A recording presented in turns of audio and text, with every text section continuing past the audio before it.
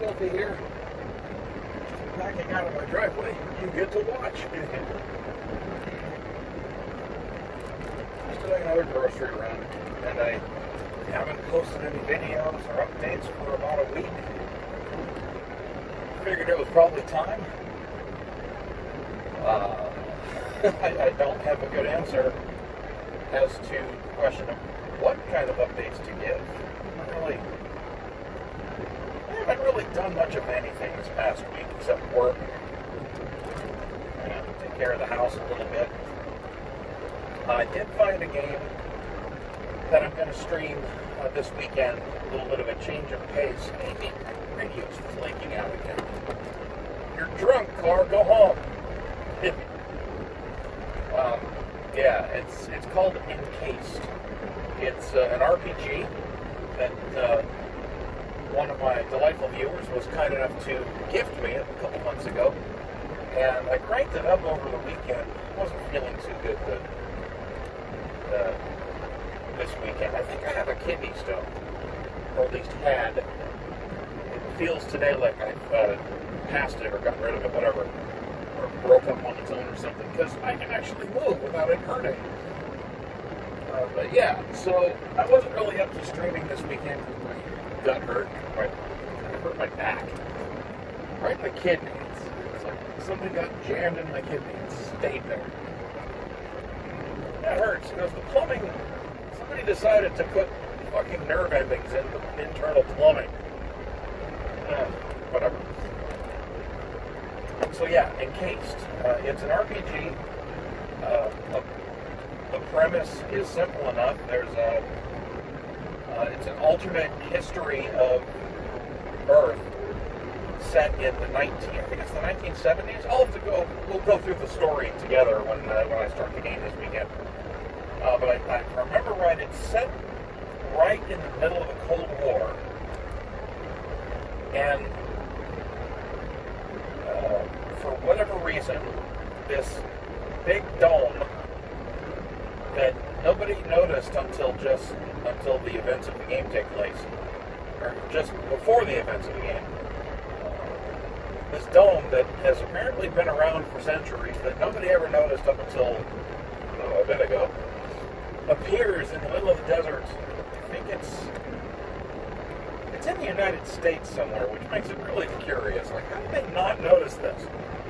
Because it's big. It's many square. It covers many square miles, and it's a semi-permeable dome. The enclosure, the barrier, you can walk through it. You can go into it, and things can go in. And the wrinkle is that only non-living things can come back out.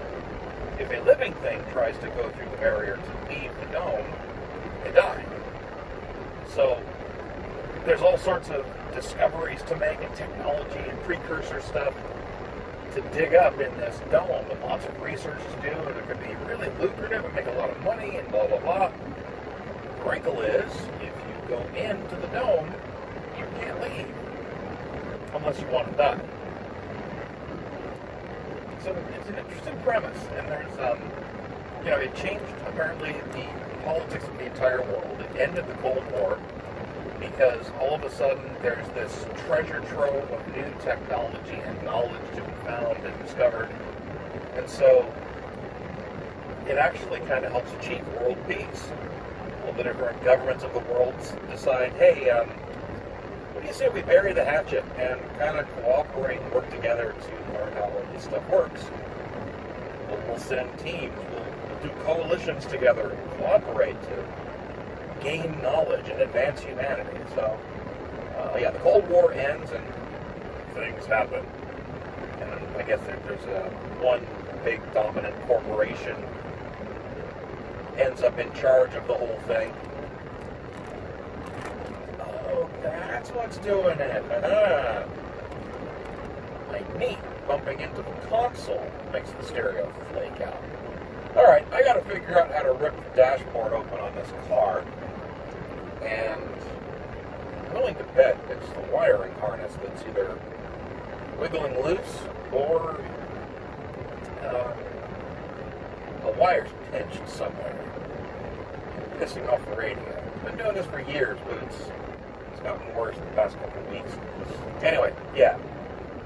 So one big company ends up in charge of this whole thing, and there's a steady influx of new people coming in to do research.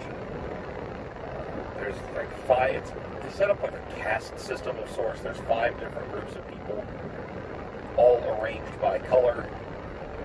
Like the color jumpsuits they wear. There's orange and white, silver, blue, and I want to say yellow, or it might have been brown.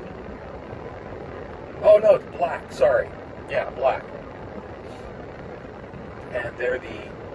And they each have different jobs. Like the orange ones, they're the worker class because they're ex-prisoners who've gotten their sentences commuted in exchange for working inside the dome, doing labor for the company. And then the white group are the scientists and researchers and the brainiacs. The silver group is bureaucrats and administrators and company men. Blue are the security grunts. And I think black is the... I wish to God I could remember. It's interesting. It's an interesting setup, and obviously it made a big impression on me because I can totally remember. It's either a clandestine kind of intelligence service, or it's the color that they make everybody with psychic powers wear. I can't remember which one it is, but it's one of those two.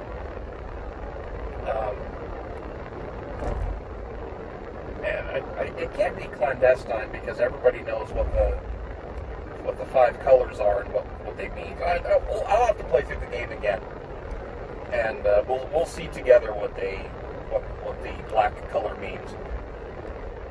Sharp looking uniforms too. Probably the best looking ones. But yeah, so I'm probably going to play through that. It's an RPG, so it's probably got dozens of hours of playtime. Probably won't finish it in a weekend, but it's worth taking a look at, digging through. Graphics are great. Performance is really good. The interface is real nice. There's I only played a little bit of it just to kind of see what it was like. There's you have different faction ratings. Each of the different colored groups have their own faction rating with you, and you have separate reputations for them, for each of those groups. Oh, technicians! That's what the other group was.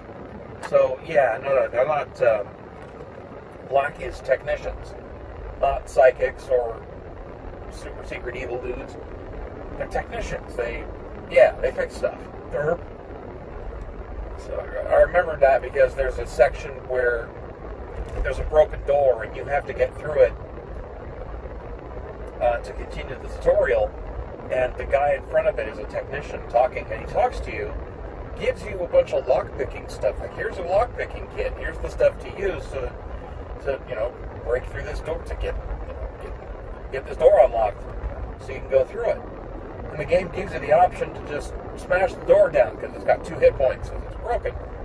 And I did that, and it pissed off the technician. Like, damn it, you know how many forms I'm going to have to fill out to get this thing replaced? I told you to unlock it, not break it, jerk.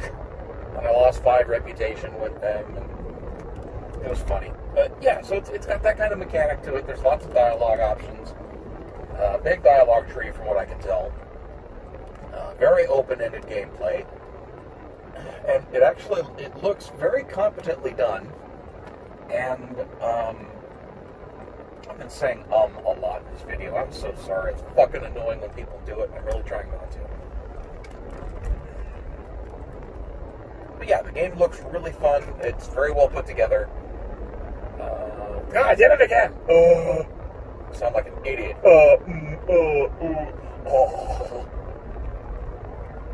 So yes, I'll be playing that this weekend. Start up nice and early Saturday. I have to figure out what to do with myself tonight.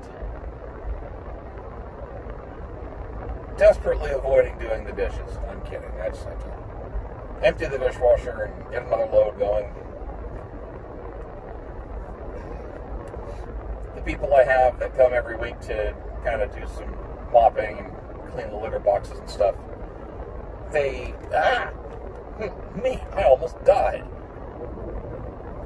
They make a token effort to wash the dishes, but no, they really half-ass it, and I don't know what to do with them on that one. I'm really tempted just to tell them, don't bother. Just leave the dishes alone, I'll do it. I don't really pay them to do the dishes. I just have them come do the bathrooms, litter boxes, mop all the floors, clean off the kitchen counters.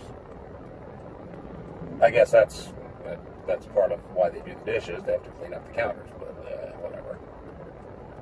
I'll leave it alone. I don't care. They do a good job on everything else, so I'm not going to begrudge them that. If I was paying them more, I might get upset about it, but eh.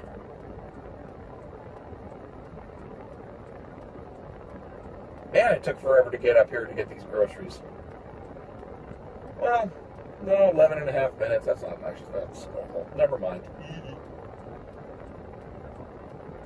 So, nothing new and exciting in Wolfie's life except for that goddamn kidney stone. Fun fact, if you ever wake up and you feel a mysterious back pain that changes as you shift your weight around, or if you bend or twist and the pain shifts around, and it feels like you've strained a muscle, but no matter how you stretch or twist, you can never quite relieve it. You know how that is when you strain a muscle or pull a muscle. You can usually massage it or twist and turn or whatever and kind of stretch it out, and it feels good. Kind of helps make the pain go away or stop swelling as much, and whatever. You know what I'm talking about, hopefully.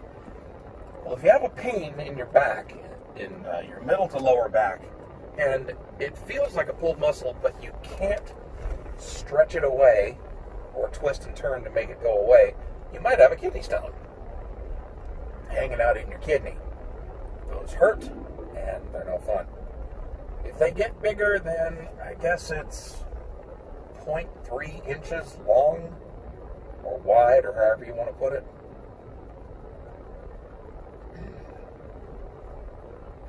They will, nice. Pay attention a little bit.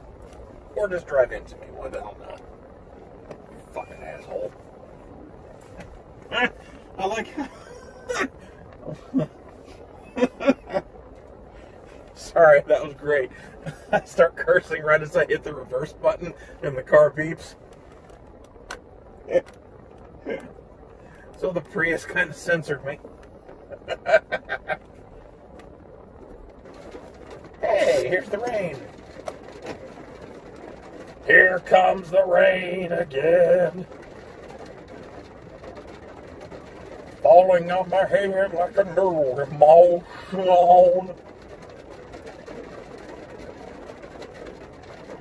Well, I picked a shitty time to pick up my groceries, eh? I'll lock the door, keep the rain out.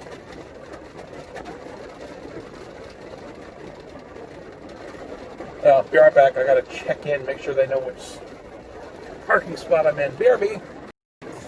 I'm back, baby.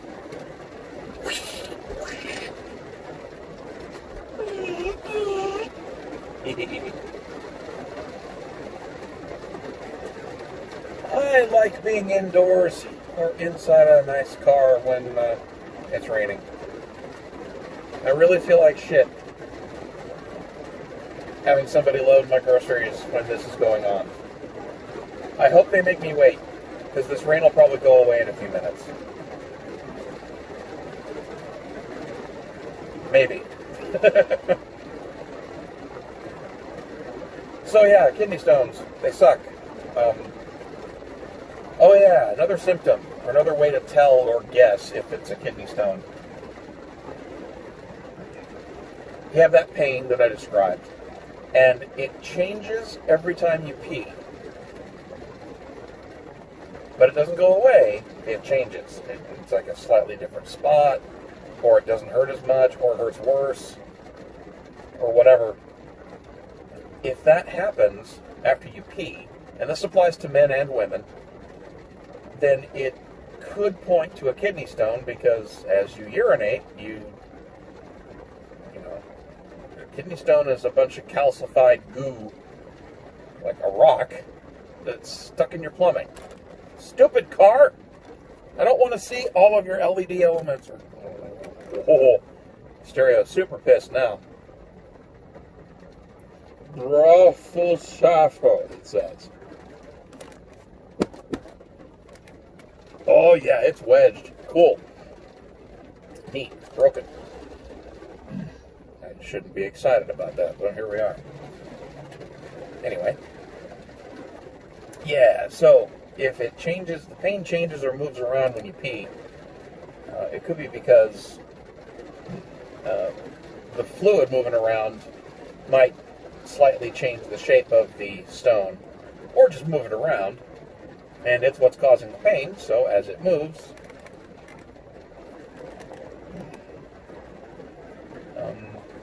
it just changes how it feels internally.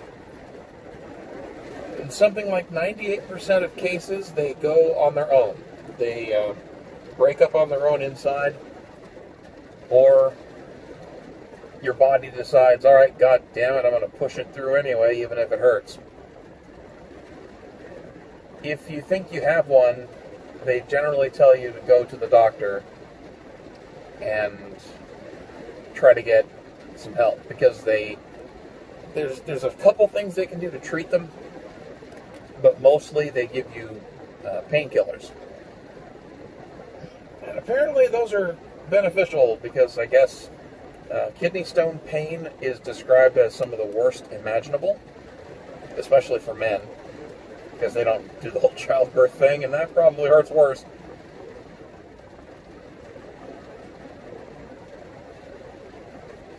Wow. Stereo's really pissed this time. Let's cut power to it.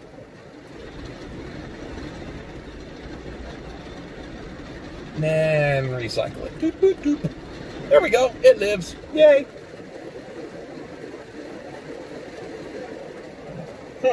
I turn my car on. The rain gets worse.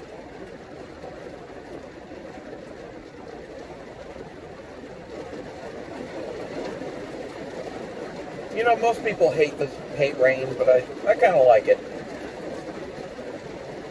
It's like a rinsing purge. It washes away one layer of filth and kind of renews the earth a little bit. That's as close to granola as I ever get, just so you know.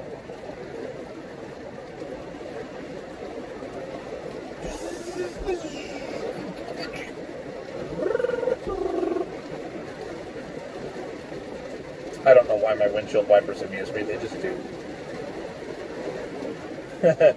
I definitely think they're waiting for the rain to stop to come out and deliver groceries, which I don't blame them one bit.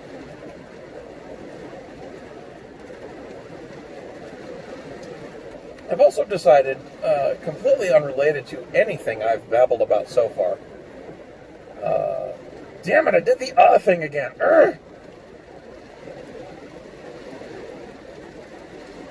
I have to just learn to stay quiet instead of saying, Right. The issue with staying quiet is you look like an idiot when you're trying to figure out what to say. But, let's see what this is about. I return.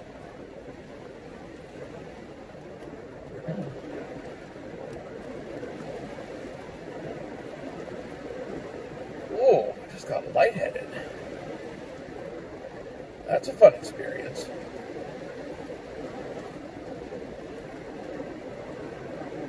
I'm just drifting off today. It's so aggravating. There's so much in my head and so little. It's so weird. hard to describe. There's plenty to talk about, so I'll keep the other shit to myself. Right, before that interruption, I was talking about some decision I've made. I've been talking about doing a techie kind of programming sort of live stream, and talked about this big 4chan image sorter type thing to build. And that's all well and good, but I've also realized I've got a smaller, simpler project that I could use instead. It's already partially implemented. I've actually been using it for months, and I've decided that it may not be a bad idea to clean it up and release it as open source. Stick it up on GitHub so that I have some worthless snippet of code to show people if I ever decide to go job hunting. Because everybody has to have a GitHub repo these days when you're applying for tech work. Any kind of developer work, people want to see the shit you can do. So the script I'm talking about is pretty straightforward. Right now, it's hard-coded to do exactly what I want. And it works. What I want to do is make it more generic so that you can tune it, configure it for different environments, and set it to do different things depending on what you want, and make it more generalized. Clean it up, make it presentable, document it, and post it. See if anybody finds any use for it. The script, all it does is, currently, you run it in whatever directory contains a bunch of videos, in whatever format. It churns through them, and for each video it finds that is of a supported media type, basically anything that FFmpeg can eat, it will transcode the video to H.265 or HEVC encoding, or the codec. It's this really high compression, it stands for high efficiency video compression, I think. And the net result is, on the average pile of videos, it can drop the size anywhere between 20 and 70%. So it lets you cram more videos into the same disk space. And I use it on pretty much everything I download because I really don't care all that much about picture quality. And it doesn't really kill the quality. It is a transcode, so you lose some picture quality in the videos you transcode, but not too much. It's barely noticeable, and that's when you're staring at it up close on a big screen, on a nice computer monitor. And when you change it, or when you watch it on a TV, and you're, 10 feet away or 20 feet away from it, you don't notice it. So, I've been using that for months, and it's very useful and very helpful to me. It supports hardware encoding, hardware acceleration. NVIDIA, AMD, and even Intel CPUs support hardware acceleration for HEVC encoding. So the quality's not quite as good, but it's a lot faster than just doing it in software. Software can take up to 4 times the length of the video. It's really slow. Good quality, but really slow. And this just uses hardware to make it go faster. Right now it's rigged up so that it can do 2 encodes at once, because NVIDIA cards, consumer NVIDIA cards, support compression of 2 streams at once. If you drop thousands of dollars on their fancier cards, you can do unlimited streams, but that's, you get a point of diminishing returns. If you try to transcode 1,000 at a time, it's going to go really slow. Damn, did it again. But yeah, the script has a nice console behavior to it. It displays a text UI to show progress and a log of actions, and how much space a given transcode saved, actions it's taking, that sort of thing. And, you know, it looks really nice. It works. It runs. It seems stable. So I figure, you know, why not clean it up and open it up? So I might do that on an upcoming stream, just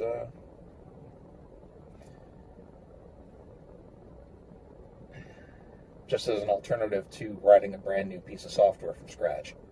We'll see how it goes. This is amazing. I haven't... Well, when's the last time I gassed up this car? Would have been 3 weeks ago now. And I've still got 3/4 of a tank. Yeah, I think the last time I gassed up the car was before I went to Winter Garden.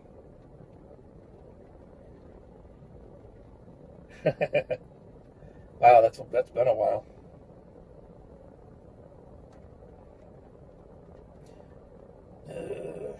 Sitting here in the Walmart parking lot on a Thursday evening. What am I doing with my life, friends? You know, since I'm up here, I could go to Jeremiah's and get some ice cream.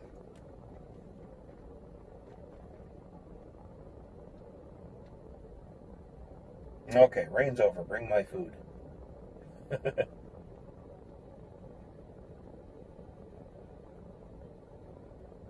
There's lots of people waiting now. This is amazing. I will say this grocery pickup service is actually really nice.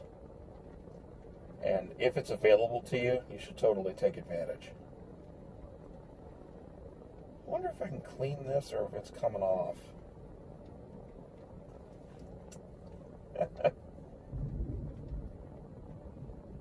I'm male, so the cleaning enzyme that's present in human saliva that's only available to women is not present in my spit.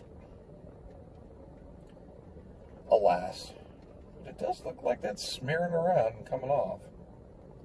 Yuck. Got this yummy crud. Focus, you... Yeah.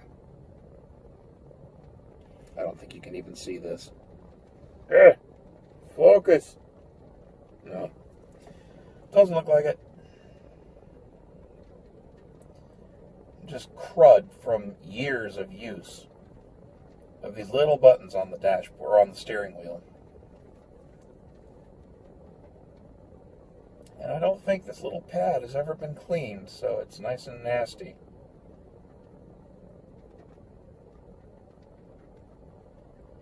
Yes, I'm sitting here in a Walmart parking lot with a cell phone pointed at me recording me rubbing a piece of rubber on my steering wheel closely and intently. Oh my God, I'm criminally insane. This is what happens when you're left here on devices for too long. I think I need to get out and meet people.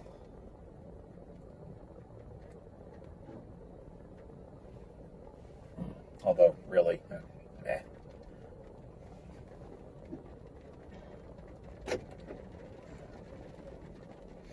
Here we go. Hi, what's the name? William Ferrum? You okay with that substitution? Yeah. All right. Thanks.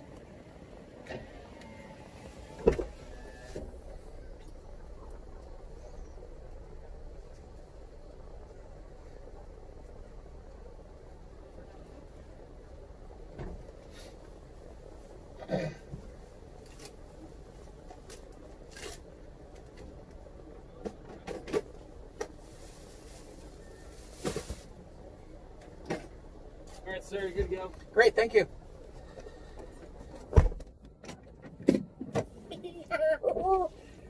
Escape! Every person in this parking lot probably thinks I'm insane.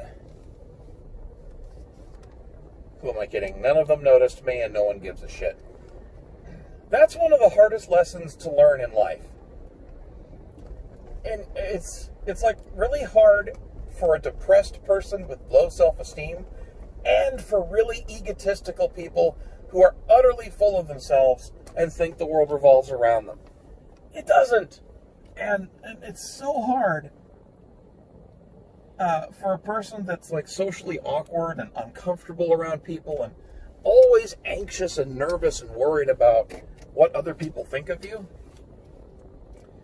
They don't.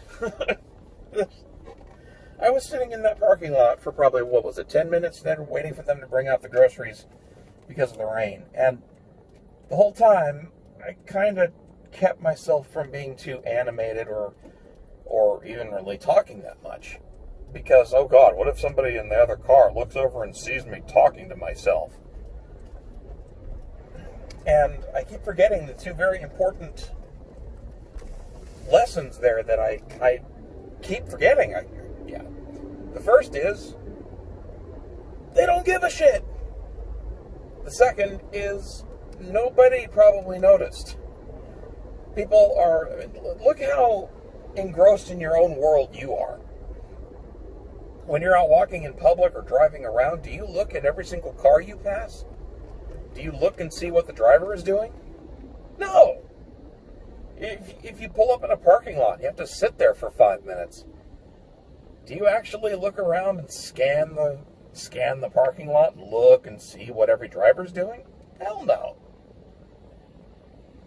When you pulled up at a traffic light, you might glimpse over briefly at the person next to you in the next lane over. But that doesn't usually last very long unless it's a hot chick with big tits. Then that lasts a long time, and I hate the light for turning green. And that is, it's hard for somebody with low self-esteem and low self-worth and all that jazz to get it through their skull that. And it sucks because the underlying lesson is that the world doesn't give a shit about you. And that I don't say that to be cold and cruel, it's just the truth. And it's one of those harsh realities. The world doesn't care about you, but it's not because it hates you, it's because it's indifferent. And so when you're self-conscious and you're constantly worried what other people think about you, oh God, they all hate me, or they think I'm stupid or ugly or crazy or whatever, the answer is more realistically, they don't think about you. They're busy doing their own stuff. And it's the same, I think, with egotistical people who are just full of themselves and think they're God's gift to mankind.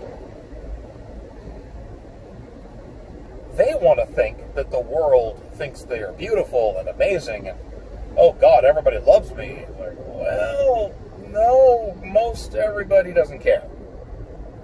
And that can be equally hard for somebody with high self-esteem to learn.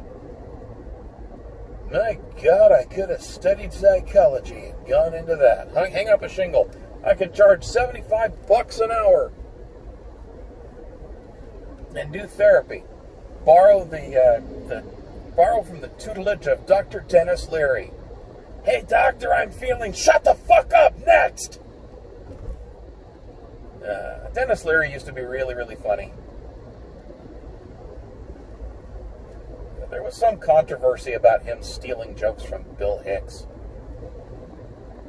And I saw some of that. And there are a couple jokes that he straight up lifted from Bill Hicks' act. But I like to think that was more just sort of inspired by Bill Hicks rather than just he ripped off an entire act. I don't think he did that. The whole shtick of the angry smoker that mouths off a lot. Yeah, okay, he borrowed that from Bill Hicks pretty hard, but I don't know. I don't feel like he's a scumbag for borrowing from Bill Hicks' style. If you haven't seen him, he's dead now, unfortunately. Bill Hicks, that is. He died really young. Real bummer, too, because he was glorious. He had some very, very politically incorrect things to say, and very funny things. Go back to bed, America. Your government is in control again. Here's American Gladiators. Here, watch this. Shut up. He was one of those, anti-corporate, anti-government types. But it was back in the early 80s when that shit was pretty fresh and funny as hell. Well, it's still funny. But you get what I mean. Ice cream. Well, that's a rather ice cream receipt. Oh, goody. It's still scannable. Get my points. Boner points. Boner points.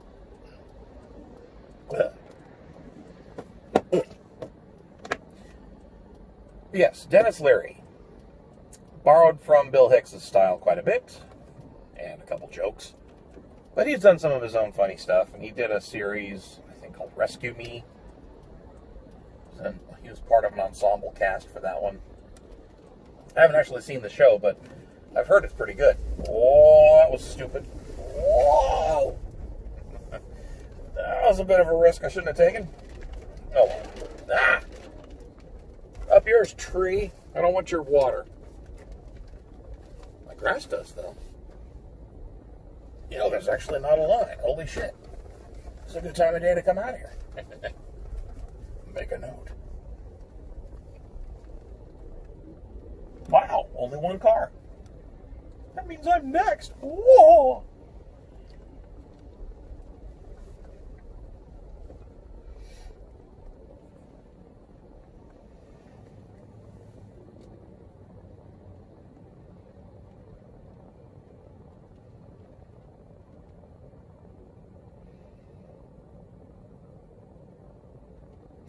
You know what I'm going to do? I'm going to get a quart of soft serve swirl. That sounds good. Yeah. Hi, welcome. I've been here before. Yeah. Welcome back. What can I get for you? Could I get a quart-sized swirl soft ice cream? Yeah. Anything else? That's it. Okay. A quart of swirl soft serve at $7.41. Okay.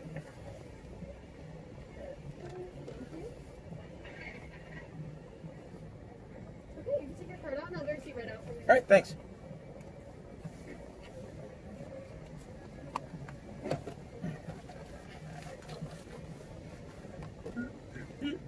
Here's your receipt, and if you don't want to wrap, you get a free small. Just for signing up. Thanks.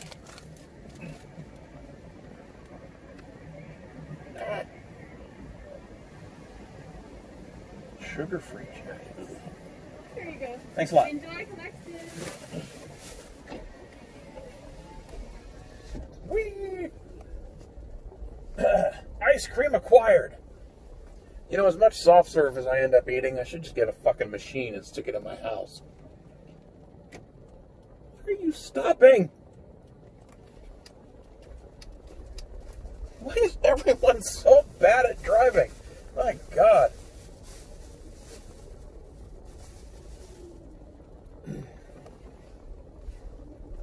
It's like people are incapable of formulating a plan in their heads about where they're going to put their car in the next 10 seconds or in the next minute. And they can't, plan that ahead and execute that plan. And if they can formulate a plan and try to execute it, God forbid something changes and they have to think on their feet. Oh.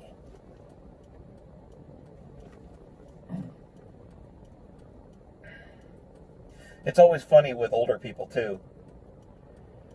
And I don't mean to shit on old people because I'm turning into one. I'm 42. I've got gray hair. You see this shit? That's ridiculous. But it's just funny to me. I know your reflexes start to slow down and your reaction times get worse as you age. And your mental faculties are not always what they used to be.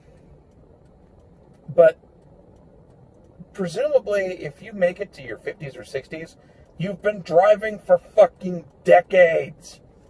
How in the name of hell can you be so bad at it? It's just crazy.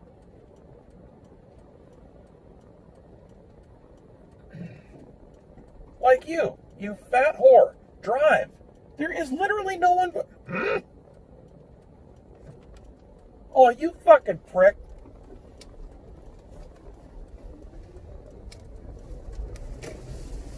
I'm gonna have a burst of blood vessel. Gotta go home.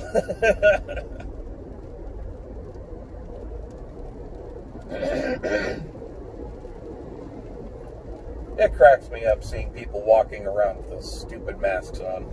Unbelievable. It's August, guys. Chinese flu is done.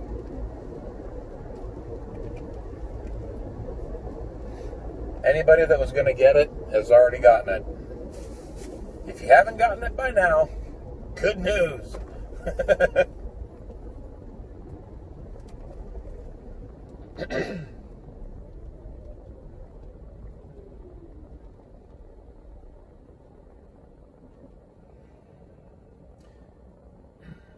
One of my coworkers' last day was today.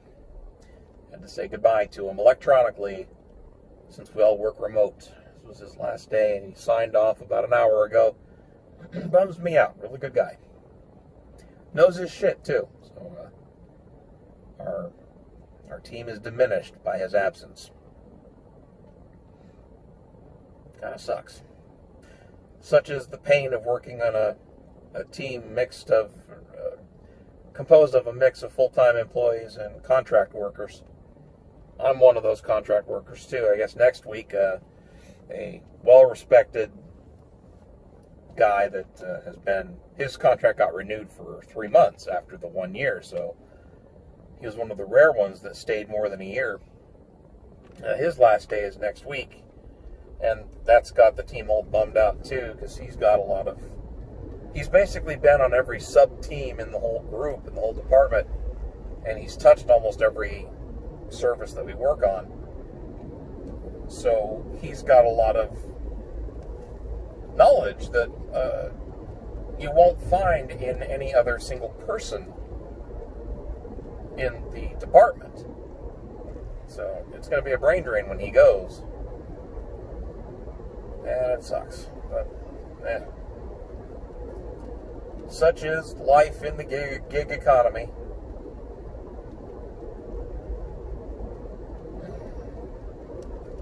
I had a talk with my employer, since I'm a contractor as well.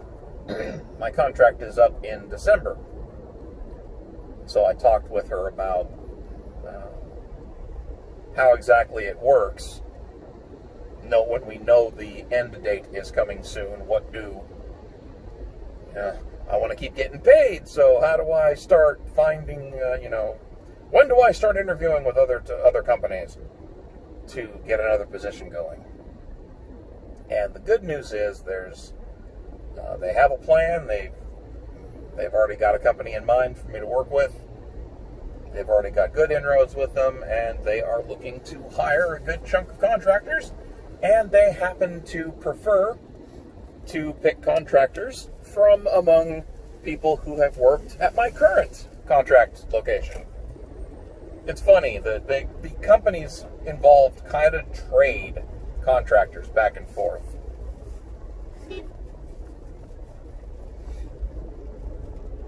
I guess because some of the work is so similar between the two organizations, even though they're competitors, they kind of swap contractors back and forth. It's kind of funny. So, things are optimistic on that front as far as maintaining my job, but no guarantees. You know how that works.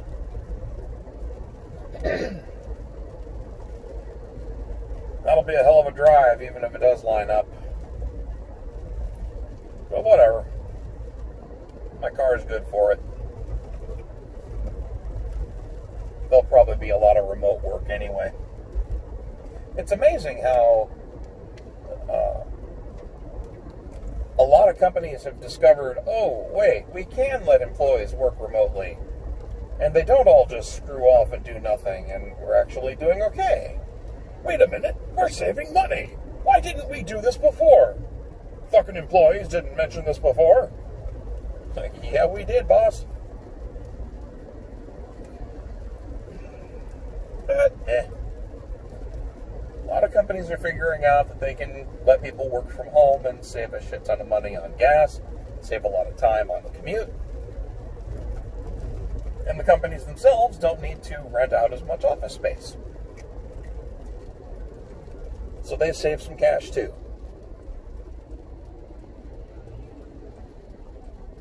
I feel bad for people who work on premises because they have to. You know, you can't do remote manufacturing. Someone has to show up and actually feed materials into the machines and take finished products off the belts and stick them in boxes or weld them to car frames or whatever. There's stuff that you have to do in person. And a lot of those people got fucked deep and hard by the stupid Wu flu. And I know the shitheads in Congress could have done more. And I'm actually really happy with how Trump has handled both, that first stimulus that Congress actually did push through, and then Trump saying, all right, you fucking cunts, you're not going to bother giving me anything, so fuck you. I'm just going to executive order this money into existence, and I'm going to pay these fucking people because they need to keep feeding their families while you jackasses have your thumbs up your ass. I think he wrote that into the executive order. Congress has thumbs in ass. I'd love for him to throw some kind of backhanded insult or backhanded compliment to Congress in an executive order. But anyway, I'm very happy with how he's handled dealing with, or helping people deal with losing their jobs and their income. He extended unemployment benefits. I think it's another few months at least. And student loans are being put into forbearance automatically. Interest rate set to 0, so you don't, no interest accrues, and no payments are due, so you don't get late penalties, you don't have late fees, or you don't get any extra interest added on. So that's kind of nice. It's something. That and between that and the fact that most, practically all lenders are basically saying, we don't want it, but you can go ahead and not pay us for a few months because shit hit the fan, and we'd rather wait and get our money later than just have all of you motherfuckers default all at once and bankrupt us all. So, they're begrudgingly all saying basically, hey, if you lose your fucking job, we'll work with you. We're not going to wreck your credit. We're not going to hit you with late fees and interest charges and all this shit. If you really can't pay this because your job got nuked by Kung Flu, then yeah, we'll throw you a bone. And that's really strange behavior to come out of the banks of all people. And there's a stereotype involving money grubbing, but when that crowd's even saying, it's okay, we'll let you slide for a few months, it's all right, we'll just take it easy, that's a sign that shit really hit the fan. And it's one of those rare moments of solidarity from corporate America that's kind of nice. Hey, neat! The traffic light's fried, or at least it's blinking red. Oh my god, that means this traffic's gonna... Well... You notice how fast I went through that cycle? Hey, neat, the traffic light's busted. Oh my god, the traffic.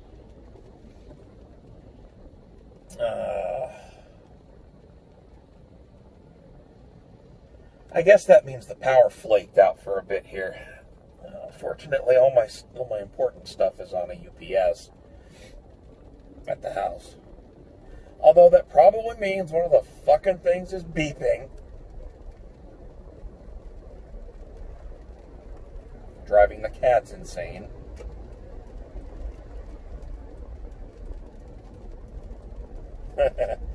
Yeah, I think we're going to slip through this parking lot. Loop. Oops, I burped. How rude.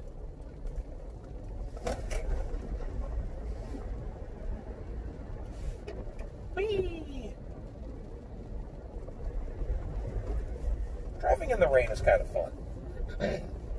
It's not as fun as driving in the snow. Driving in the snow is actually a complete pain in the ass. But what makes it all worth it is the fact that no one else can drive in the fucking snow. And if you live in a nice snowy state like, Montana, Colorado, anywhere up north really, it's a fun game to play the first time there's a big snowstorm that leaves lots of snow on the ground and on the streets. And that game is Spot the Newbie. We'll put you out on the road for 5 minutes and let you pick out how many of the drivers are new to the state.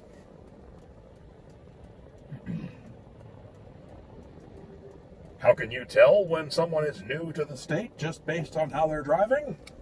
When there's snow on the ground, you'll know.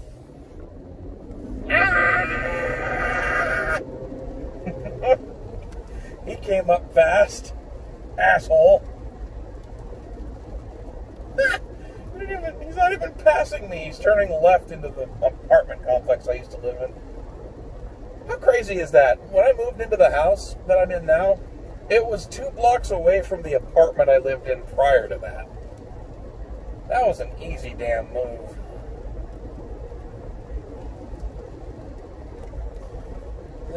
I miss the person I lived with in that apartment. She was nice. Except she turned out to be a cheater too. That just seems to be some common theme with the women I've met in my life. I'm not going to generalize and say all women are like that, but a good chunk of them are. So are men. It's not like it's exclusive to vulva owners. Still sucks, though. It'd be nice to meet a woman that gives a damn about me that isn't a cheating whore.